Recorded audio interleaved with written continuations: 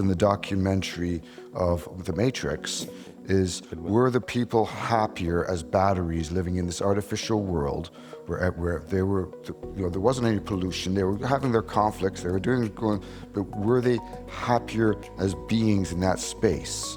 Or would they be happier unplugging themselves from being batteries and living in the world as it actually was, which was all destroyed and really dysfunctional?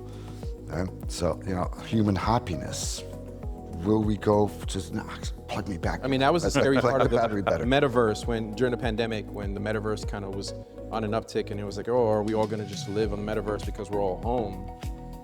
You might live a happier life as your avatar interacting online than in your real life. That's what Ready Player One and like all these movies were like, when you put on that headset or you plug in, are you happier there?